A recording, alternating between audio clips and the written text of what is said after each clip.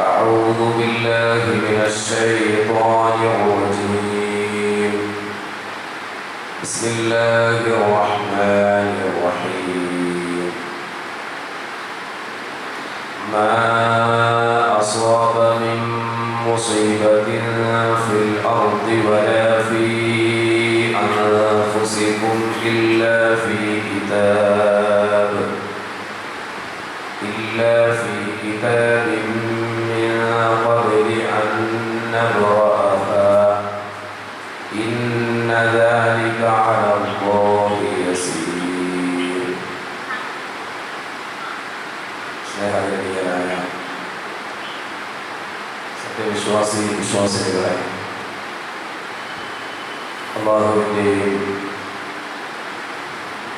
അവൻ്റെ പ്രവാചകന്റെയും തിരുവിലക്കുകളും നിയമനിർദ്ദേശങ്ങളും ജീവിതത്തിൻ്റെ രഹസ്യ പരസ്യ മേഖലകളിൽ കഴിവിൻ്റെ പരമാവധി സൂക്ഷിച്ചുകൊണ്ട് യഥാർത്ഥ മുത്തഖീങ്ങളായി ജീവിച്ചു മരിക്കാൻ അങ്ങേയറ്റം പരിശ്രമിക്കണേ എന്ന് എന്നോടും നിങ്ങളോടും വസിയത്ത് ചെയ്യുകയാണ്, ഉപദേശിക്കുകയാണ് സർവശക്തൻ തൗഫീഖ് ചെയ്യുമാറാകട്ടെ. സഹോദരങ്ങളെ, പവിത്രമായ മുഹറം മാസത്തിലാണ് നാം നിലകൊള്ളുന്നത്. ഹിജ്റ വർഷത്തിലെ ഒന്നാമത്തെ മാസമാണ് മുഹറം മാസം. ഒരുപാട് തെറ്റിദ്ധാരണകൾ, അബദ്ധ വിശ്വാസങ്ങൾ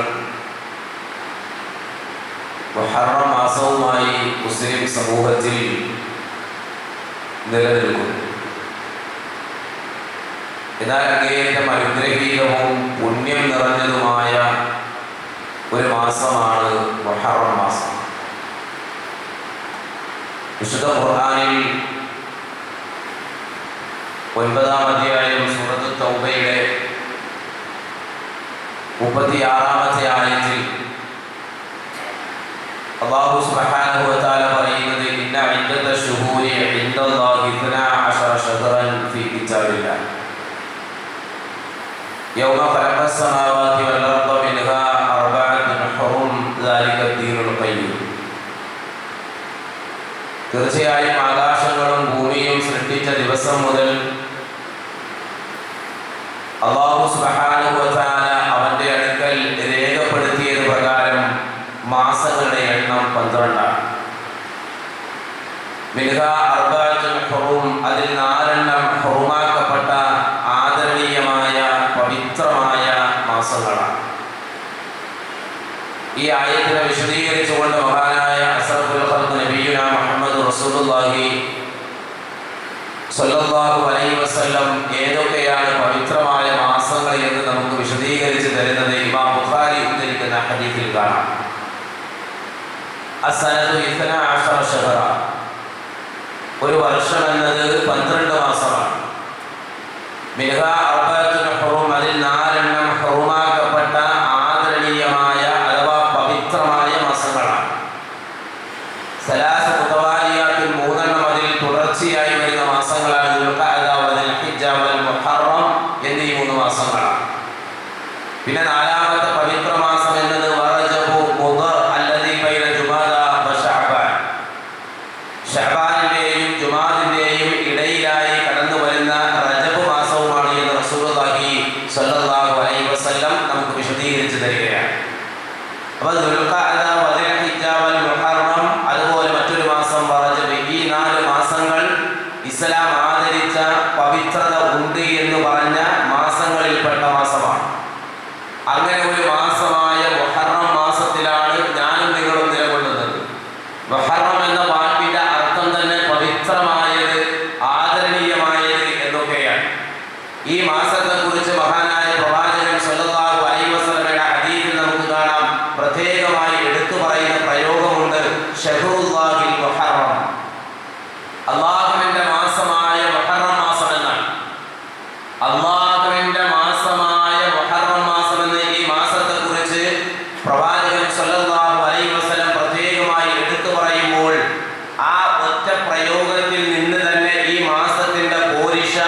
വളരെ വ്യക്തമായി നമുക്ക് മനസ്സിലാക്കാൻ സാധിക്കുന്നതാണ്.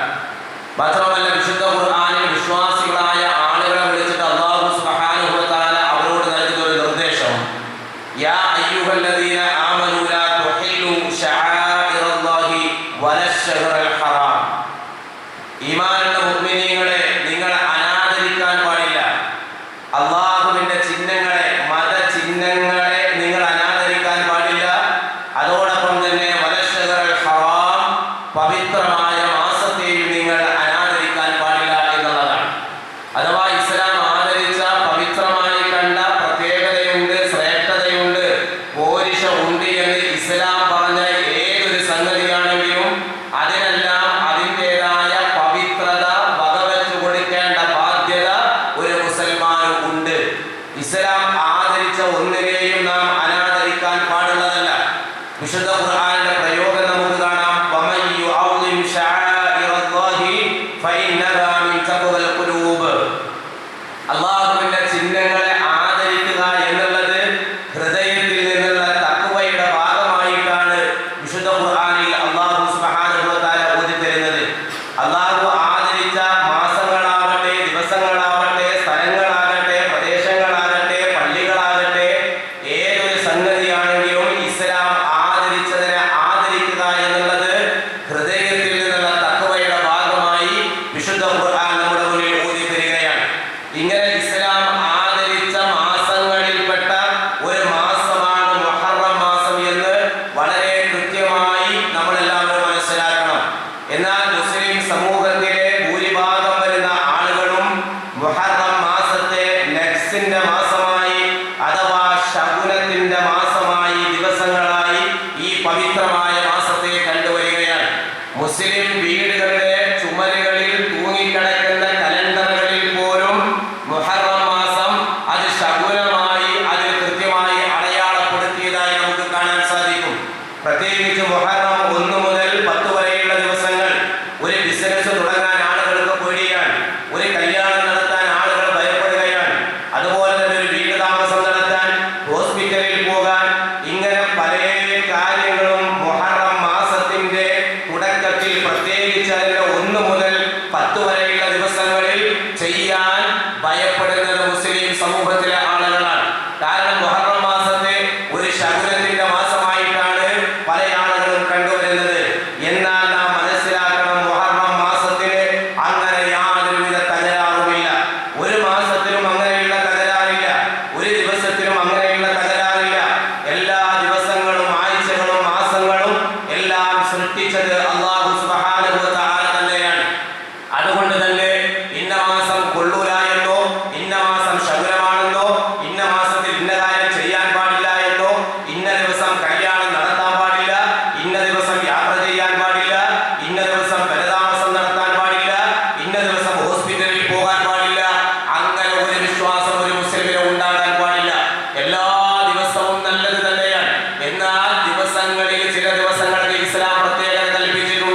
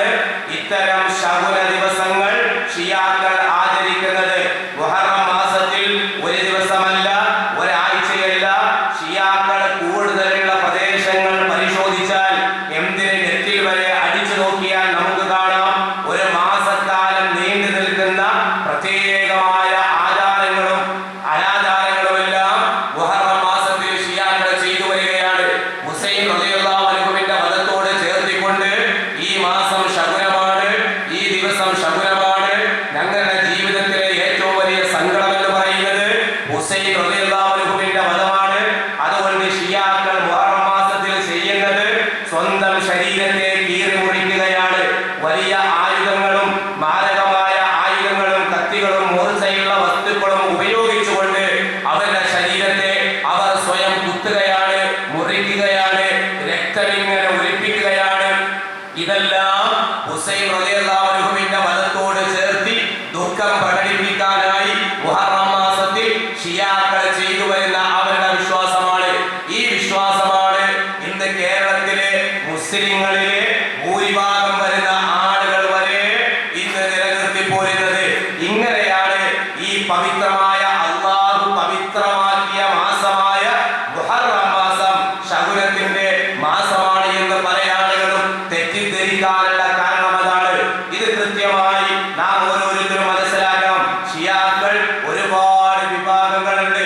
അതിൽ ഏറ്റവും കൂടിയ വിഭാഗത്തിന്റെ വിശ്വാസം എന്ന് പറയുന്നത് അള്ളാഹുവിന് തെറ്റുപറ്റി എന്ന് വിശ്വസിക്കുന്നവരാണ്.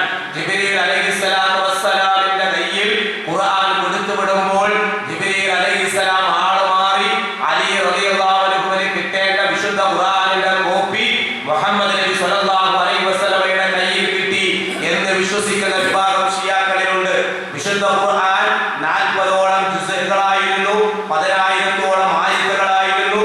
എന്നാൽ ഇന്നത് 30 ജുസുകളേ ഉള്ളൂ, 6000-ൽ ചില്ലാനും ആയത്തുകളേ ഉള്ളൂ.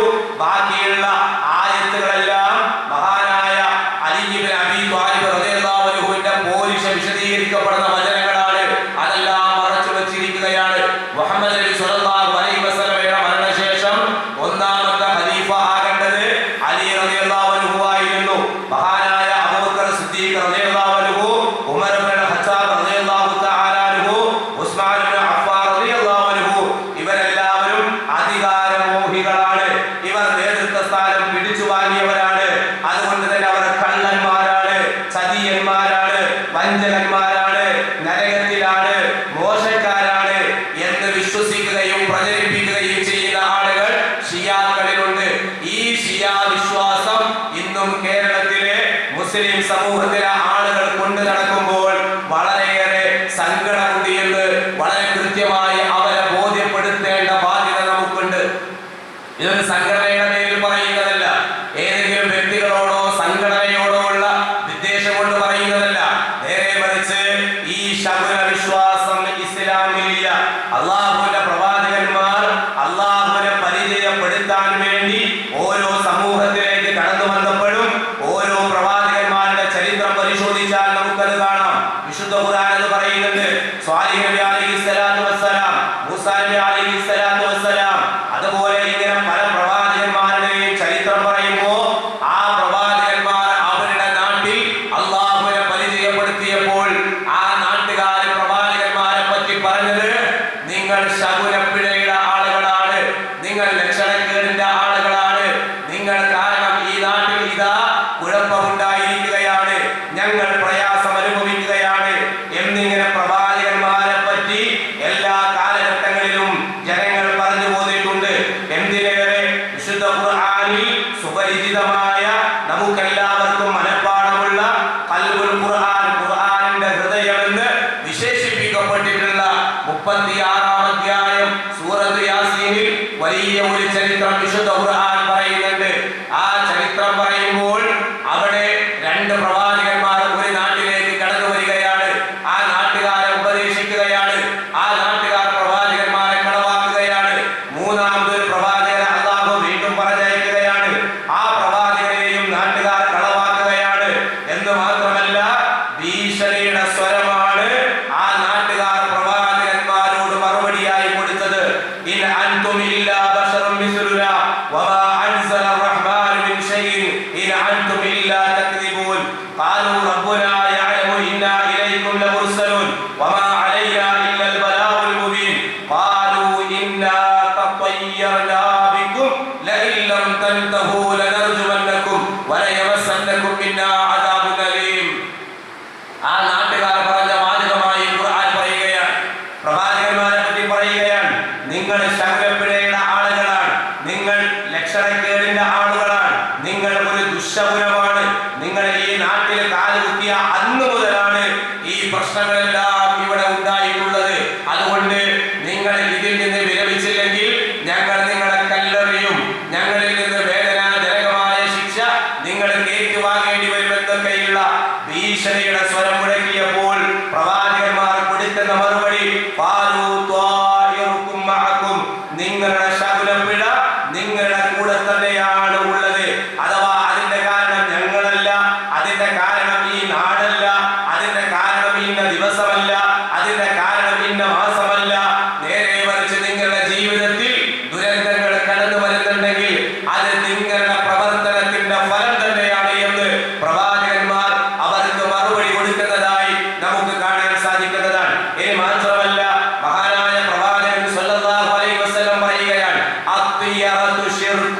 അത്തിയറതു ശിർകുൻ, അത്തിയറതു ശിർകുൻ. 3 വട്ടമാണ് പ്രവാചകൻ സല്ലല്ലാഹു അലൈഹി വസല്ലം ആവർത്തിച്ചു പറഞ്ഞത്. എന്താണ് അവിടെ പറഞ്ഞത്? ശകുനം നോക്കൽ ശിർക്കാൻ, ശകുനം നോക്കൽ ശിർക്കാൻ, ശകുനം നോക്കൽ ശിർക്കാൻ. മുസ്ലിം സഹോദര സഹോദരി, നിന്റെ വിശ്വാസം എവിടെയാണ്? നീ ശകുനപ്പിഴയിൽ വിശ്വസിക്കുന്നുവെങ്കിൽ ഇന്ന ദിവസം, ഇന്ന മാസം, ഇന്ന സമയം, ഇന്ന രാത്രി, ഇന്ന പകല്, ഇന്ന കാലം ശരിയല്ല എന്ന ഒരു വിശ്വാസം നിനക്കുണ്ടോ? അത് ശിർക്കാണ്. എന്ന് മാത്രമല്ല, ഇതൊരിക്കലും മുസ്ലിങ്ങളുടെ നടപടിയല്ല. മഹാനായ ഇമാം ഇബ്നു ഹജറുൽ ഹൈതമി പറയുകയാണ്, വഇന്ന ദാലിക മിൻ സുന്നത്തിൽ യഹൂദ്, അത് യഹൂദികളുടെ സുന്നത്താണ്, ജൂതന്മാരുടെ ചര്യയാണ്. ഏത്? ശകുനം നോക്കുക എന്നുള്ളത് ജൂതന്മാരുടെ ചര്യയാണ്. വലാ മിൻ ഹദിയിൽ മുസ്ലിമീന മുതവക്കിലീന അലാ ഖാലിദിഹിം വബാരിഹിം. സൃഷ്ടാവും സംരക്ഷകരുമായ അല്ലാഹുവിൽ വരവേൽപ്പിക്കുന്ന മുസ്ലിമീങ്ങളുടെ നടപടിയല്ല അത്. ശകുനം നോക്കുക എന്നുള്ളത് ജൂതന്മാരുടെ സമ്പ്രദായമാണ് എന്ന് ഇസ്ലാമിക ലോകത്ത് കഴിഞ്ഞുപോയ പണ്ഡിതന്മാർ വളരെ കൃത്യമായി നമുക്ക് വിശദീകരിച്ചു തരികയാണ്. മാത്രമല്ല, പ്രവാചകൻ സല്ലല്ലാഹു അലൈഹി വസല്ലം പറഞ്ഞത്, ലാ തസുബ്ബുദ്ദഹ്റ ഫഇന്നല്ലാഹ ഹുവദ്ദഹ്ർ. നിങ്ങൾ കാലത്തെ പഠിക്കാൻ പാടില്ല, നിങ്ങൾ കാലത്തെ ചീത്ത പറയാൻ പാടില്ല. കാരണം അല്ലാഹു പറയുകയാണ്, തീർച്ചയായും ഞാനാണ് കാലം. ശക്തമായ മഴ വരുമ്പോ, ശക്തമായ വേനൽ വരുമ്പോ, അതല്ലെങ്കിൽ മറ്റേതെങ്കിലും പ്രയാസങ്ങൾ വരുമ്പോ, ജോലിയില്ലാതെ വരുമ്പോ, കഷ്ടകാലം എന്ന ഒരു പ്രയോഗം പോലും ഒരു മുസ്ലിമിന്റെ നാവിൽ നിന്ന് പുറത്തു വരാൻ പാടില്ല. കാരണം അവൻ കാലത്ത് ചീത്ത പറയുമ്പോൾ അവൻ ചീത്ത വിളിക്കുന്നത് അല്ലാഹുവിനെയാണ്. അബൂ ഹുറൈറ റളിയല്ലാഹു അൻഹുവിൽ നിന്ന് ഇമാം ബുഖാരിയും മുസ്ലിമും ഉദ്ധരിക്കുന്ന മറ്റൊരു ഹദീസിൽ കാണാം, അൻ അബീ ഹുറൈറ റളിയല്ലാഹു അൻഹു ഖാല റസൂലുള്ളാഹി സ്വല്ലല്ലാഹു അലൈഹി വസല്ലം, പ്രവാചകൻ സ്വല്ലല്ലാഹു അലൈഹി വസല്ലം പറയുകയാണ്, അല്ലാഹു സുബ്ഹാനഹു വ തആല പറഞ്ഞതായി.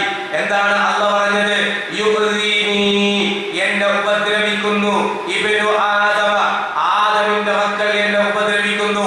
എങ്ങനെ ഉപദ്രവിക്കുന്നു? യസുബ്ബുദ്ദഹ്റ, അവർ കാലത്തെ ചീത്ത പറയുന്നു. വഅനദ്ദഹ്ർ, അല്ലാഹു പറയാ ഞാനാണ് കാലം. നിങ്ങൾ കാലത്തെ പഠിക്കുമ്പോൾ, കഷ്ടകാലം എന്ന പ്രയോഗം നടത്തുമ്പോൾ, നിങ്ങൾ ഓരോരോ കാലങ്ങൾ, സമയങ്ങൾ, ദിവസങ്ങൾ, മാസങ്ങൾ മാറി മാറി വരുമ്പോൾ ആ ദിവസങ്ങളെയും മാസങ്ങളെയും കാലങ്ങളെയും വർഷങ്ങളെയും നിങ്ങൾ ചീത്ത പറയുമ്പോൾ ചില ആളുകൾ പറയും, കഴിഞ്ഞ വർഷം വളരെ മോശമായിരുന്നു എന്നിങ്ങനെ കാലത്തെ പഠിക്കുക. അല്ലാഹു പറയുകയാണ്, കാലത്തെ ചീത്ത പറയുക വഴി ആദമിന്റെ മക്കൾ അഥവാ മനുഷ്യർ എന്നെ ഉപദ്രവിച്ചു കൊണ്ടിരിക്കുകയാണ്. വഅനദ്ദഹ്ർ, ഞാനാണ് കാലം. ബിയദിൽ അംർ, എല്ലാ കാര്യങ്ങളും എന്റെ കരങ്ങളിലാണ്. ഉഖല്ലിബുൽ ലൈല വന്നഹാർ, രാവും പകലും തീരുമാനിക്കുന്നത്, അതിങ്ങനെ മാറി മാറി വരുന്നത് അഥവാ അതിനെ മാറ്റിക്കൊണ്ടിരിക്കുന്നത് ഞാൻ തന്നെയാണ് എന്ന് അല്ലാഹു സുബ്ഹാനഹു വ തആല പറയുകയാണ്. അതുകൊണ്ട് സഹോദരങ്ങളെ, ഒരു മാസത്തെയും നമ്മൾ ചീത്ത പറയാൻ പാടില്ല, ഒരു ദിവസത്തെയും ശകുനമായി ചിത്രീകരിക്കാൻ പാടില്ല.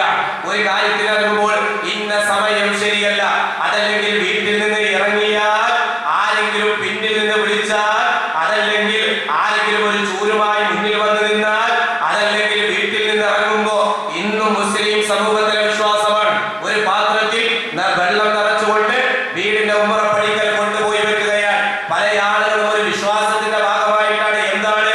ഒരു വിശ്വാസമുണ്ട് ആളുകൾക്കിടയിൽ, ഒരു കാര്യത്തിന് വേണ്ടി ഇറങ്ങുമ്പോൾ നിറകുടം കാണണം, കാലിയായ പാത്രം കാണാൻ പാടില്ല, അതുപോലെ തന്നെ പൂച്ച വട്ടം ചാടാൻ പാടില്ല. ഇങ്ങനെ ഏതെല്ലാം തരത്തിലുള്ള അന്ധവിശ്വാസങ്ങൾ, പിറകിൽ നിന്ന് വിളിക്കാൻ പാടില്ല, പല്ലി തിരക്കാൻ പാടില്ല, നായ ഉരക്കാൻ പാടില്ല, കാലൊന്ന് എവിടെയും തട്ടാൻ പാടില്ല. അങ്ങനെ തട്ടിയാൽ ഇതാ ഈ കാര്യത്തിന് പോയിട്ട് കാര്യമില്ല, ഇടങ്ങേറാണ്, തടസ്സങ്ങളാണ്, ശകുനമാണ്. ഇങ്ങനെയുള്ള വിശ്വാസമൊന്നും ഒരു മുസ്ലിമായ മനുഷ്യന്റെ ജീവിതത്തിലേക്ക് കടന്നു വരാൻ പാടില്ല. കാരണം എന്താ? വിശുദ്ധ ഖുർആനിൽ അല്ലാഹു സുബ്ഹാനഹു വ തആല പറയുകയാണ്, മാ അസ്വാബ മിൻ മുസീബത്തിൻ ഇല്ലാ ബിഇദ്നില്ലാഹ്, ഒരു മുസീബത്തും നിങ്ങളെ ബാധിക്കുന്നില്ല അല്ലാഹുവിന്റെ അനുമതിയില്ലാതെ, അല്ലാഹു വിചാരിച്ചാലല്ലാതെ, അല്ലാഹു തീരുമാനിച്ചാലല്ലാതെ എന്റെ ജീവിതത്തിലേക്ക് ഒരു നഷ്ടം വരാനില്ല, എന്റെ ജീവിതത്തിലേക്ക് ഒരു രോഗം വരാനില്ല, എന്റെ കുടുംബത്തിലേക്ക് ഒരു മരണം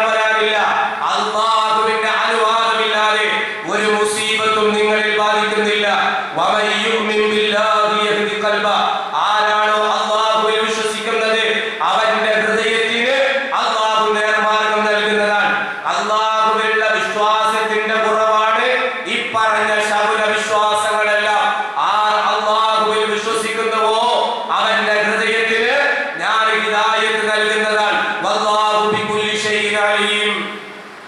അല്ലാഹു സുബ്ഹാനഹു വ തആല എല്ലാ കാര്യത്തെക്കുറിച്ചും അറിയുന്നവനാണ് എന്ന് വിശുദ്ധ ഖുർആൻ 64-ാം അധ്യായം 11-ാമത്തെ ആയത്തിൽ അല്ലാഹു സുബ്ഹാനഹു വ തആല ഓതിത്തരികയാണ്. മറ്റൊരു വചനം ആമുഖമായി ഞാൻ നിങ്ങളുടെ മുന്നിൽ ഓതി വെച്ച ആയത്താണ് 57-ാം അധ്യായം സൂറത്തുൽ ഹദീദിന്റെ 22-ാമത്തെ ആയത്ത്. മാ അസ്വാബ മിൻ മുസീബത്തിൻ, ഒരു മുസീബത്തും ബാധിക്കുന്നില്ല ഫിൽ അർദി, ഭൂമിയിൽ, വലാ ഫീ അൻഫുസികും, നിങ്ങളുടെ ദേഹങ്ങളിൽ, നിങ്ങളുടെ ശരീരത്തിൽ, ഇല്ലാ ഫീ കിതാബിൻ മിൻ ഖബ്ലി അൻ നബ്റഅഹാ, അത് സൃഷ്ടിക്കുന്നതിന് മുമ്പ് തന്നെ എല്ലാം കിതാബിൽ വളരെ കൃത്യമായി രേഖപ്പെടുത്തിയിട്ടല്ലാതെ, അല്ലാഹു രേഖപ്പെടുത്തി വെച്ചതല്ലാതെ ഒന്നും നിങ്ങളിൽ സംഭവിക്കുന്നില്ല.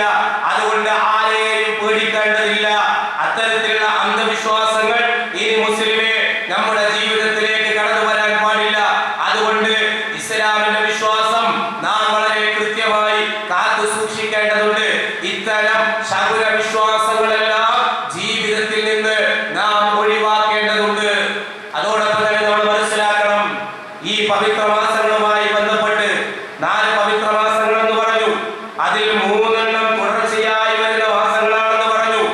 ഈ 3 പവിത്ര മാസങ്ങൾ തുടർച്ചയായി വരുമ്പോൾ ഈ 4 പവിത്രമായ മാസങ്ങളും യുദ്ധം പോലും വിലക്കപ്പെട്ട മാസങ്ങളാണ്. നമുക്കറിയാം, മക്കയിലെ മുശ്രിക്കീങ്ങൾ, ഖുറൈശികൾ നിസ്സാരമായ കാര്യത്തിന് വേണ്ടി 100-200 വർഷക്കാലം നീണ്ടു നിൽക്കുന്ന യുദ്ധങ്ങളിൽ ഏർപ്പെട്ടവരായിരുന്നു.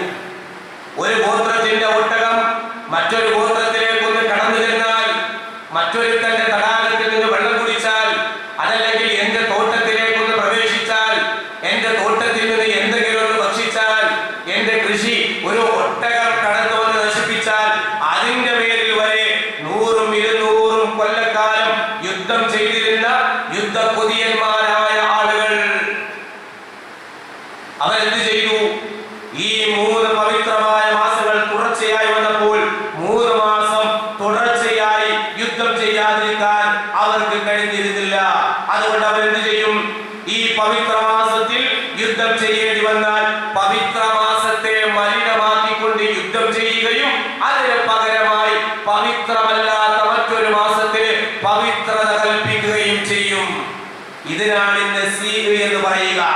വിശുദ്ധ ഖുർആൻ പറഞ്ഞു, ഇന്നമൻ നസീഉ സിയാദത്തുൻ ഫിൽ കുഫർ. നസീ എന്ന് പറഞ്ഞാൽ പിന്നോട്ട് മാറ്റൽ. അത് കുഫറാണെന്നല്ല പറഞ്ഞത്, സിയാദത്തുൻ ഫിൽ കുഫർ, കുഫറിൽ നിന്നുള്ള വർധനവാണ് എന്നാണ് വിശുദ്ധ ഖുർആനിന്റെ പ്രയോഗം. പവിത്രമായ മാസത്തെ മലിനപ്പെടുത്തി യുദ്ധം ചെയ്യുകയും പവിത്രമല്ലാത്ത മാസത്തിന് പവിത്രത കൽപ്പിക്കുകയും ചെയ്യുന്നു. ഇത് തികച്ചും ജാഹിലിയ്യത്താണ്. മുസ്ലിം സമൂഹത്തിൽ നിലനിൽക്കുന്നില്ലേ? നമ്മുടെ നാട്ടിൽ നിലനിൽക്കുന്നില്ലേ? കേരളത്തിലില്ലേ? നമ്മുടെ ജില്ലയിലില്ലേ? നമ്മുടെ മഹല്ലിലില്ലേ? നമ്മുടെ കുടുംബത്തിലില്ലേ? നമ്മുടെ അയൽപക്കത്തില്ലേ? ഉണ്ട്. മുഹറം മാസം ഇസ്ലാം പറഞ്ഞു പവിത്രമാണെന്ന്. എന്ത് ചെയ്തു? ശകുനത്തിന്റെ മാസമായി കലണ്ടർ വരെ നമസ്കരിക്കുന്ന, സകാത്ത് കൊടുക്കുന്ന, ഖുർആൻ ഓതുന്ന, നോമ്പെടുക്കുന്ന, ഹജ്ജ് ഉംറ നിർവഹിക്കുന്ന, മക്കത്ത് പോയി അവിടെയുള്ള ചരിത്രങ്ങൾ കണ്ട് മനസ്സിലാക്കി വന്നിട്ടും ഈ ശകുനത്തിന്റെ കലണ്ടർ വീടിന്റെ ചുവരുകളിൽ തൂക്കിക്കൊണ്ടിരിക്കുന്ന മുസ്ലിം സമൂഹത്തിലെ ആളുകൾ മുഹറം മാസത്തെ ശകുനമായി കണ്ടു. അപ്പൊ പവിത്ര മാസത്തെ അവർ എന്താക്കി? കളങ്കപ്പെടുത്തി, മലിനമാക്കി. എന്നിട്ടോ റബീഉൽ അവ്വൽ മാസം പവിത്രമായ മാസമായി തിരഞ്ഞെടുത്തു. റബീഉൽ അവ്വൽ മാസത്തെ കുറിച്ചുള്ള വിശ്വാസം എന്താ? റമദാനിനേക്കാൾ പോരിശുണ്ടത്രേ. റബീഉൽ അവ്വൽ 12-ന്റെ പോരിശ പറഞ്ഞത് ലൈലത്തുൽ ഖദറിനേക്കാൾ പോരിശുണ്ടത്രേ. അപ്പൊ പവിത്രമായ മാസത്തെ മലിനമാക്കുന്നു. പവിത്രമല്ലാത്ത ഒരു മാസം റബീഉൽ അവ്വൽ മാസത്തിൽ ഇസ്ലാമിൽ ഒരു പ്രത്യേകതയുമില്ല. റബീഉൽ അവ്വൽ മാസത്തിന്റെ പോരിശ പറയുന്ന ഒരായത്ത് ഖുർആനിലില്ല. ഒരു ഹദീസ് പ്രവാചകന്റെ ചര്യകളിൽ റബീഉൽ അവ്വലിന്റെ പോരിശ പറയുന്ന ഒരു ഹദീസ് നമുക്ക് കാണാൻ കഴിയില്ല. അപ്പൊ എന്ത് മനസ്സിലായി? പവിത്രമായ മാസത്തെ കളങ്കപ്പെടുത്തി പവിത്രമല്ലാത്ത മാസത്തിൽ പവിത്രത കൽപ്പിച്ചു. ഇതാണ് നസീഉ. ഇന്നമൻ നസീഉ സിയാദത്തുൻ ഫിൽ കുഫർ. തീർച്ചയായും നസീഉ പിന്നോട്ട് മാറ്റൽ, മാറ്റിമറിക്കൽ, അത് സത്യനിഷേധത്തിന്റെ അഥവാ കുഫറിൽ നിന്നുള്ള വർധനവാണ് എന്ന് വിശുദ്ധ ഖുർആൻ 9-ാമത്തെ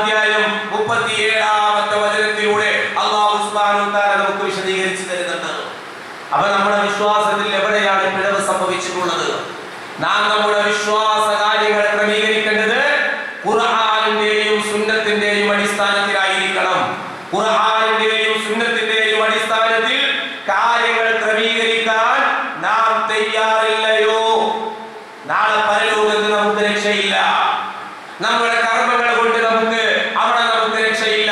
നമസ്കാരം ഉണ്ടാവും, സക്കാത്ത് ഉണ്ടാവും, നോമ്പുണ്ടാവും, ഹജ്ജ് ഉണ്ടാവും, ഉംറ ഉണ്ടാവും, ദാനധർമ്മം ഉണ്ടാവും. പക്ഷേ വിശ്വാസം ശരിയല്ലയോ, നാളെ പരലോകത്ത് നമുക്ക് നമ്മുടെ കർമ്മങ്ങൾ കൊണ്ട് യാതൊരുവിധ ഗുണവും ഉണ്ടാവില്ല. അതിന്റെ ഒരു ഉദാഹരണം തന്നെയാണ് ഈ പറഞ്ഞ മുഹറം മാസവും. കാരണം എന്താ, നമുക്കെല്ലാവർക്കും അറിയാം മുഹറം മാസം, മുഹറം 10ന്റെ നോമ്പ്. ആ നോമ്പിനെ കുറിച്ച് പ്രവാചകൻ പറഞ്ഞത് എന്താ? അഫ്ദലു സിയാമി ബഅദ റമദാൻ ശഹ്റുല്ലാഹിൽ മുഹറം. റമദാനിന് ശേഷമുള്ള നോമ്പുകളിൽ വെച്ച് അഫ്ദലായ, ഏറ്റവും ശ്രേഷ്ഠമായ, അഥവാ സുന്നത്ത് നോമ്പുകളിൽ ഏറ്റവും ശ്രേഷ്ഠമായ നോമ്പ് ശഹ്റുല്ലാഹിൽ മുഹറം, അല്ലാഹുവിന്റെ മാസമായ മുഹറം മാസത്തിലെ നോമ്പാണ് എന്ന് പ്രവാചകൻ സ്വല്ലല്ലാഹു അലൈഹി വസല്ലം. ഈ മുഹറം 10ന്റെ നോമ്പ് പിടിച്ചവരാണ് മക്കയിലുള്ള ഖുറൈശികളായ ആളുകൾ, അവിടെയുള്ള ബഹുദൈവ വിശ്വാസികൾ. ജാഹിലിയ്യ കാലഘട്ടത്തിൽ വരെ ഈ പറഞ്ഞ മുഹറം 10ന്റെ നോമ്പുണ്ടായിരുന്നു. ആയിഷ ബീവി റളിയല്ലാഹു അൻഹയിൽ നിന്ന് ഇമാം ബുഖാരി ഉദ്ധരിക്കുന്ന ഹദീസിൽ കാണാം, കാന യൗമു ആശൂറ തസൂമുഹു ഖുറൈശ് ഫിൽ ജാഹിലിയ്യ. ഖുറൈശികൾ ജാഹിലിയ്യത്തിൽ മുഹറം 10ന്റെ നോമ്പെടുത്തവരാണ്. വകാല സ്വല്ലല്ലാഹു അലൈഹി വസല്ലം യസൂമുഹു. നബി സ്വല്ലല്ലാഹു അലൈഹി വസല്ലമയും മുഹറം 10ന്റെ നോമ്പെടുത്തിട്ടുണ്ട്. മറ്റൊരു റിപ്പോർട്ടിൽ കാണാം, തുമ്മ അമറ റസൂലുള്ളാഹി സ്വല്ലല്ലാഹു അലൈഹി വസല്ലം ബിസിയാമിഹി. പ്രവാചകൻ എടുക്കുക മാത്രമല്ല, മുഹറം 10ന്റെ നോമ്പെടുക്കാൻ ഞങ്ങളോട് കൽപ്പിക്കുക കൂടി ചെയ്തു. പ്രവാചകൻ ഒരു കൽപ്പന ഉണ്ടായിരുന്നു. എപ്പോ? റമദാനിന്റെ നോമ്പ് നിർബന്ധമാകുന്നതിന് മുമ്പ്. ഹദീസിൽ കാണാം, ഹത്താ ഫുരിദ റമദാൻ വഖാല റസൂലുള്ളാഹി സ്വല്ലല്ലാഹു അലൈഹി വസല്ലം മൻ ശാഅ ഫലിയസുഹു വമൻ ശാഅ അഫ്തർ. റമദാനിന്റെ നോമ്പ് നിർബന്ധമാക്കിയപ്പോ, ഹിജറ 2ാം വർഷത്തിലാണ് റമദാനിന്റെ നോമ്പ് നിർബന്ധമാകുന്നത്.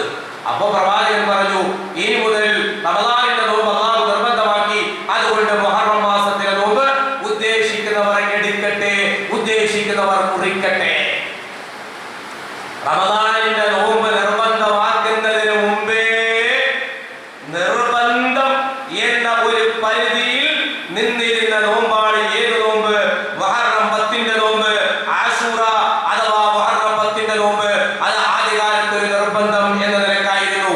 റമദാനിൽ അല്ലാഹു നോമ്പ് നിർബന്ധമാക്കിയപ്പോൾ ആ നിർബന്ധം എന്നതിൽ നിന്ന് നബി സ്വല്ലല്ലാഹു അലൈഹി വസല്ലം ഒഴിവാക്കി കൊടുത്തു. മുഹറം 10ന്റെ നോമ്പ് ജാഹിലിയ്യ കാലഘട്ടത്തിൽ ഖുറൈശികൾ നോമ്പെടുത്തു. അവർ നോമ്പെടുത്തിട്ട് എന്തുകൊണ്ട് അവർ നരകത്തിലായി? അവർ നോമ്പെടുത്തിട്ട് എന്തുകൊണ്ട് അവർ മുശ്രിക്കീങ്ങളായി? അവർ നോമ്പെടുത്തിട്ട് എന്തുകൊണ്ട് അവർ ബഹുദൈവ വിശ്വാസികളായി? അല്ലാഹുവിനെ വിശ്വസിക്കാത്തത് കൊണ്ടാണോ? അല്ല.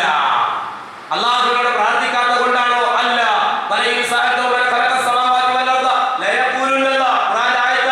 ഒന്നല്ല, രണ്ടല്ല, അഞ്ചല്ല, 10 നിരവധി അനവധി ആയത്തുകൾ മക്കയിലെ മുശ്രിക്കീങ്ങളുടെ വിശ്വാസം പഠിപ്പിക്കുകയാണ് ഖുർആൻ. നബിയെ ചോദിക്കണം, ആകാശം സൃഷ്ടിച്ചതാരാ? ഭൂമി സൃഷ്ടിച്ചതാരാ? സൂര്യനെ നിയന്ത്രിക്കുന്നതാരാ? ചന്ദ്രനെ നിയന്ത്രിക്കുന്നതാരാ? ആകാശ ഭൂമികളെ സംവിധാനിച്ചവനാരാണ്? ആകാശത്ത് നിന്ന് വെള്ളം ഇറക്കുന്നവനാരാണ്? നിങ്ങൾക്ക് തിന്നാൻ തരുന്നവനാരാ? നിങ്ങളെ മരിപ്പിക്കുന്നവനാരാ? നിങ്ങൾക്ക് വെള്ളം ഇറക്കി തരുന്നവനാരാ? ആ വെള്ളം മൂലം നിങ്ങൾക്ക് ഭക്ഷിക്കാനുള്ള ഭക്ഷണ പദാർത്ഥങ്ങൾ ഉൽപ്പാദിപ്പിച്ചു തരുന്നവനാരാ? നിങ്ങളെ സൃഷ്ടിച്ചതാരാ? ഇക്കണ്ട ചോദ്യങ്ങൾക്കൊക്കെയും അവർ പറഞ്ഞ മറുപടി ആരുടെ മറുപടി? മുസ്ലിമിന്റെ മറുപടിയല്ല, മക്കയിലെ മുശ്രിക്കിന്റെ മറുപടി. ഖുർആൻ എത്ര ആയത്തുകൾ. അവര് അല്ലാഹുവിനെ അംഗീകരിച്ചവരാണ്. അല്ലാഹുവാണ് ഖാലിഖ്, അല്ലാഹുവാണ് റാസിഖ്, അല്ലാഹുവാണ് മുദബ്ബിർ. ഇതെല്ലാം മക്കയിലെ മുശ്രിക്കീകൾ അംഗീകരിച്ചവരാ. ഇന്നത്തെ മുസ്ലിം സമൂഹത്തിന്റെ വിശ്വാസം പരിശോധിച്ചാൽ വല്ലാഹി മക്കയിലെ മുശ്രിക്കീങ്ങളെക്കാൾ തരംതാണ വിശ്വാസമാണ്. കാരണം എന്താ? CM മടവൂർ എന്ന പേരുള്ള ഒരു മനുഷ്യൻ, തനിക്ക് സുഖമില്ലാത്ത മനുഷ്യൻ, ഭ്രാന്തനായി മരിക്കുന്നതിന് മുമ്പ് ജീവിച്ച മനുഷ്യൻ, ആ മനുഷ്യനാണ് മുദബ്ബിറുൽ ആലം എന്ന് വിശ്വസിക്കുന്ന മുസ്ലിം സമൂഹത്തെ നമുക്ക് കാണാം. നമ്മുടെ നാട്ടിൽ കാണാം, നമ്മുടെ ജില്ലയിൽ കാണാം, നമ്മുടെ മഹല്ലിൽ കാണാം. മക്കയിലെ മുശ്രിക്ക് പോലും അവരെ പറഞ്ഞിട്ടില്ല ഖാലിഖാര ലാത്തയാണ്, ഉസ്സയാണ്, മനാത്തയാണ്, ഹുബുറുല്ലാഹയാണ്, ഇബ്രാഹിം നബിയാണ്, ഇസ്മായിൽ നബിയാണെന്ന് മക്കയിലെ മുശ്രിക്കുകൾ പറഞ്ഞിട്ടില്ല. അവർ പറഞ്ഞത് അല്ലാഹ്, റാസിഖാന അല്ലാഹ്, മുദബ്ബിറാന അല്ലാഹ്. എന്നിട്ടും അവർ മുശ്രിക്കായി, എന്നിട്ടും അവർ നരകത്തിലായി. അവർക്ക് വിശ്വാസം ഉണ്ടായിരുന്നു. അല്ലാഹുവോട് പ്രാർത്ഥിക്കാത്തത് കൊണ്ടാണോ? അല്ല. ഖുർആൻ പറഞ്ഞത് ദഅവുല്ലാഹ്, അവർ അല്ലാഹുവോട് പ്രാർത്ഥിച്ചവരാണ്. ആ പ്രാർത്ഥനയിൽ ദഅവുല്ലാഹ് മുഖ്ലിസീന ലഹു, ഇഖ്ലാസ് ഉണ്ടായിരുന്നു. കീഴ്വണക്കം അല്ലാഹുവിനെ നിഷ്കളങ്കമാക്കിക്കൊണ്ടല്ലേ അല്ലാഹുവോട് പ്രാർത്ഥിച്ചവരാണ് ആര്? മക്കയിലെ മുശ്രിക്കീങ്ങൾ. പക്ഷേ അല്ലാഹു അവരെ കടലിൽ നിന്ന് കരയിലേക്ക് രക്ഷപ്പെടുത്തിയാൽ പിന്നെ അവരെന്ത് ചെയ്യും? ലാത്തയെ രക്ഷിക്കണേ, മനാത്തെ കാക്കണേ, ഹുബലെ സഹായിക്കണേ എന്നവർ വിളിക്കുമായിരുന്നു. അവിടെയായിരുന്നു പ്രശ്നം. രണ്ട് അല്ലാഹ് ഉണ്ടെന്ന് മക്കയിലെ മുശ്രിക്കീങ്ങൾ വിശ്വസിച്ചിട്ടില്ല. പള്ളിയുടെ ഉള്ളിൽ കയറി അല്ലാഹുമ്മ ഫ്തഹ് ലി അബ്വാബ റഹ്മതിക, അല്ലാഹുവോട് പ്രാർത്ഥിക്കാൻ. നമസ്കാരത്തിലെ പ്രാർത്ഥനകളെല്ലാം അല്ലാഹുവോട്. പള്ളിയിൽ നിന്ന് പുറത്തേക്ക് ഇറങ്ങുന്ന അല്ലാഹു ഇന്നി അസ്അലുക മിൻ ഫദ്ലിക, അല്ലാഹുവോട്. പിന്നെ പോകുന്നത് ജാറത്തിലേക്കാണ്, ഏതെങ്കിലും മഹത്തുക്കൾ അന്ത്യവിശ്രമം കൊള്ളുന്ന കേന്ദ്രങ്ങളിലേക്കാണ്. അതല്ലെങ്കിൽ മൗലൂദ് ഓതുകയാണ്, കുതുബിയത്ത് ചൊല്ലുകയാണ്, റാത്തീബ് നടത്തുകയാണ്, മുർദ വായിക്കുകയാണ്. അതിലൊക്കെ എന്ത് ചെയ്യുന്നു? അല്ലാഹുവോട് പ്രാർത്ഥിക്കുന്നു. അപ്പോൾ മക്കയിലെ മുശ്രിക്കീങ്ങളും ഇന്നത്തെ മുസ്ലിങ്ങളും തമ്മിൽ വിശ്വാസപരമായി വല്ല വ്യത്യാസമുണ്ടോ സഹോദരങ്ങളെ? പരിശോധിക്കണം, പഠിക്കാൻ തയ്യാറാവണം. ഇത് നമ്മുടെ പരലോകവുമായി ബന്ധപ്പെട്ട വിശ്വാസമാണ്. അപ്പൊ അല്ലാഹുവിനെ അംഗീകരിച്ചു, അല്ലാഹുവോട് പ്രാർത്ഥിച്ചു, അതുപോലെ നോമ്പ് നോറ്റു, അതുപോലെ അവർ നമസ്കരിച്ചു. ഖുർആൻ പറയുന്നത് മക്കയിലെ മുശ്രിക്കീങ്ങളുടെ നമസ്കാരം വമാ കാന സ്വലാത്തുഹും ഇൻദൽ ബൈതി ഇല്ലാ മുകാഅൻ വ തസ്ദിയാ. ആ കഅബാലയത്തിന്റെ അടുക്കലുള്ള അവരുടെ നമസ്കാരം കൈകൊട്ടും ചൂളം വിളിയും അല്ലാതെ മറ്റൊന്നുമായിരുന്നില്ല. ആ നിലക്കാണ് അവർ സ്വലാത്തിൽ ഏർപ്പെട്ടത്. നോമ്പ് ആശൂറാ ദിവസം മുഹറം 10 നോമ്പ് അവരെടുത്തു. അവർ ഹജ്ജ് നിർവഹിച്ചവരാണ്. ഹജ്ജിന് പോകുമ്പോഴുള്ള അവരുടെ തൽബിയത്ത് നമുക്കറിയാം. ലബ്ബൈക അല്ലാഹുമ്മ ലബ്ബൈക ലബ്ബൈക ലാ ശരീക ലക ലബ്ബൈക. അത്രയും പറഞ്ഞപ്പോൾ പ്രവാചകൻ പറഞ്ഞു മതി മതി, അത്രയും നിങ്ങൾ പറയൂ. പക്ഷെ അവർ ഒന്നുകൂടി പറഞ്ഞു ഇല്ലാ ശരീക ലഹു ലക തംലികുഹു വ മാ മലക. ഒരു പങ്കുകാരനുണ്ട്, സ്വന്തമായി ഒരു കഴിവും ആ പങ്കുകാരനില്ല. നീ കൊടുത്ത കഴിവ് മാത്രമേ അവർക്കുള്ളൂ. അതാണ് അവർ കൂട്ടിച്ചേർത്തത്. ഇന്ന് നമ്മൾ എന്താ പറയുന്നത്? മുഹദ്ദിസീന് സ്വന്തമായി കഴിവില്ല. ഒരു വിഭാഗം അങ്ങനെയാണ് പറയുന്നത്. അല്ലാഹ് കൊടുത്ത കഴിവിനാണ് ചോദിക്കുന്നത്. ഇതന്നെയാണ് മക്കയിലെ മുശ്രിക്കിന്റെ വിശ്വാസം. അപ്പൊ നോമ്പുള്ളത് കൊണ്ട് ഒരാൾ രക്ഷപ്പെടൂല, ഹജ്ജ് ചെയ്തുകൊണ്ട് ഒരാൾ രക്ഷപ്പെടൂല, നമസ്കരിച്ചത് കൊണ്ട് ഒരാൾ രക്ഷപ്പെടൂല, സകാത്ത് കൊടുത്തത് കൊണ്ട് ഒരാൾ രക്ഷപ്പെടൂല. മക്കയിലെ മുശ്രിക്കുകൾ സകാത്ത് കൊടുത്തവരാ. ഖുർആൻ പറയുന്നുണ്ട് വജഅലു ലില്ലാഹി മിമ്മാ ദറഅ മിനൽ ഹർത്തി വൽ അൻആമി നസീബാ ഫഖാലു ഹാദാ ലില്ലാഹി ബിസഅമിഹിം വഹാദാ ലിശുറകാഇന. അവർ കൃഷിയുടെ വിളവെടുപ്പ് നടത്തുമ്പോൾ ഒരു പങ്ക് അല്ലാഹുവിന്, ഒരു പങ്ക് അവർ വിശ്വസിക്കുന്ന അല്ലാഹു അല്ലാത്ത മഹാന്മാർക്ക് എന്ന് പറഞ്ഞവർ മാറ്റിവെച്ചവരാണ്. വിശ്വാസമാണ് പ്രധാനം. വിശ്വാസമില്ലയോ നാളെ പരലോകത്ത് രക്ഷപ്പെടാൻ കഴിയില്ല. അതുകൊണ്ട് ആദ്യം നമ്മുടെ വിശ്വാസം ശരിയാക്കണം. ആ വിശ്വാസത്തിന്മേലാണ് കർമ്മങ്ങൾ നാം ഓരോരുത്തരും പടുത്തുയർത്തേണ്ടത്. ഈ മുഹറം മാസം ശ്രേഷ്ഠമായ മാസമാണ്. മുഹറം 10 നോമ്പ് വളരെ ശ്രേഷ്ഠമായ നോമ്പാണ്. ആ നോമ്പിന്റെ പ്രതിഫലത്തെ കുറിച്ച് പ്രവാചകൻ സ്വല്ലല്ലാഹു അലൈഹി വസല്ലം പറഞ്ഞത് യുകഫിറു സനതൽ മാദിയ, കഴിഞ്ഞുപോയ ഒരു വർഷത്തെ പാപങ്ങൾ അഥവാ നിങ്ങളുടെ ജീവിതത്തിൽ വൻ പാപങ്ങൾ ഒഴിവാക്കിയാൽ കഴിഞ്ഞ ഒരു വർഷത്തെ ചെറുപാപങ്ങളെല്ലാം ആ നോമ്പിലൂടെ പൊറുക്കപ്പെടും എന്നുള്ളതാണ്. എന്നാൽ അവസാന സമയത്ത് പ്രവാചകൻ പറഞ്ഞു നിങ്ങൾ ജൂതന്മാരിൽ നിന്ന് വ്യത്യസ്തരാകണം. അതിന്റെ ഭാഗമായി പ്രവാചകൻ പറഞ്ഞ ഒരു ഉദാഹരണമാണ് മദീനയിൽ ചെല്ലുമ്പോൾ അവിടെ ജൂതന്മാർക്കൊക്കെ മുഹറം 10 നോമ്പാണ്. ഖുറൈശികൾ നോമ്പെടുത്തിട്ടുണ്ട്, ബഹുദൈവ വിശ്വാസികൾ. അതുപോലെ മദീനയിൽ ചെല്ലുമ്പോൾ അവിടെ ജൂതന്മാർക്കൊക്കെ നോമ്പുണ്ട്.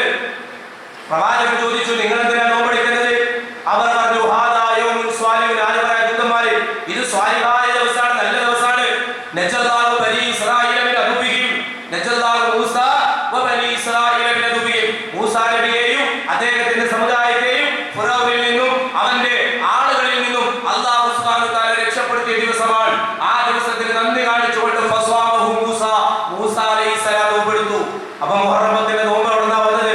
മൂസ അലൈഹിസ്സലാമിന്റെ കാലഘട്ടത്തിൽ മൂസ നബിയെയും വിശ്വാസികളെയും അല്ലാഹു ഫിറഔനിൽ നിന്ന് രക്ഷപ്പെടുത്തിയ, ഫിറഔനെയും കൂട്ടരെയും ചെങ്കടലിൽ മുക്കിക്കൊന്ന ആ ദിവസം അതിന്റെ സന്തോഷ സൂചകമായി മൂസ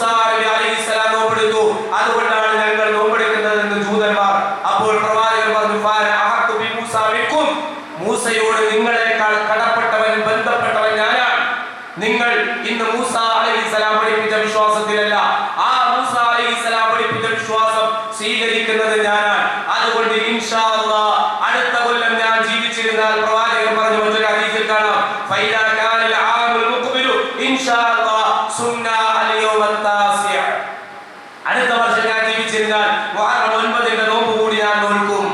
ഖാല ഇബ്നു അബ്ബാസ് റളിയല്ലാഹു അൻഹു പറയുകയാണ് ഫലം യഅതി അൽ ആമുൽ മുഖ്ബിലു ഹത്താ തുവഫിയ റസൂലുള്ളാഹി സ്വല്ലല്ലാഹു അലൈഹി വസല്ലം. പക്ഷേ അടുത്ത കൊല്ലം മുഹറം മാസം കടന്നു വരുന്നതിന് മുമ്പേ അഥവാ റബീഉൽ അവ്വലിൽ റസൂലുള്ളാഹി സ്വല്ലല്ലാഹു അലൈഹി വസല്ലം വഫാത്തായി.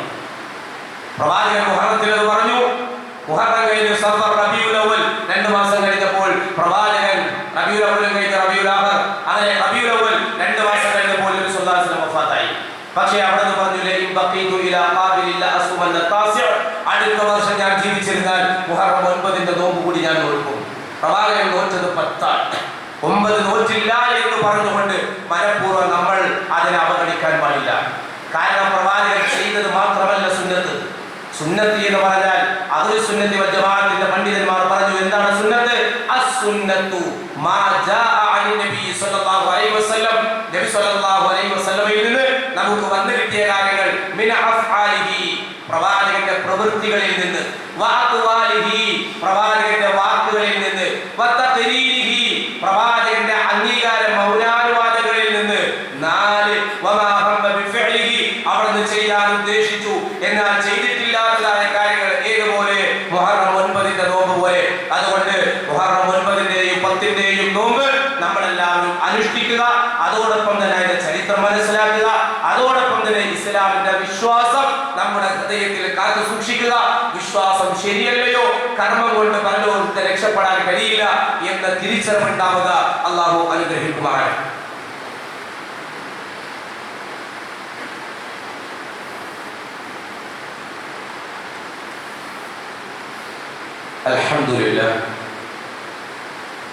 Alhamdulillah rabbil alamin. Allahumma salli ala Muhammadin wa ala ali Muhammad. Ya ayyuhalladhina amanu taqullaha haqqa tuqatih wa la tamutunna illa wa antum muslimun. A'udzu billahi as-sami'il 'alim minash shaitanir rajim. Bismillahir rahmanir rahim. Ya ayyuhalladhina amanu taqullaha wal tanzur nafsum ma qaddamat lighadin wa taqullaha innallaha khabirun bima ta'malun. ഒരിക്കൽ കൂടി അല്ലാഹുവിന്റെ വിധിവിലക്കുകൾ ജീവിതത്തിൽ സൂക്ഷിക്കുന്ന മുത്തഖീങ്ങളായി തീരുവാൻ ഉണർത്തുകയാണ്, ഉപദേശിക്കുകയാണ്. സഹോദരങ്ങളെ, പുതിയൊരു ഹിജറ വർഷത്തിലേക്ക് 1446 ഹിജറ വർഷത്തിലേക്ക് നമ്മളെല്ലാവരും പ്രവേശിച്ചു കഴിഞ്ഞു.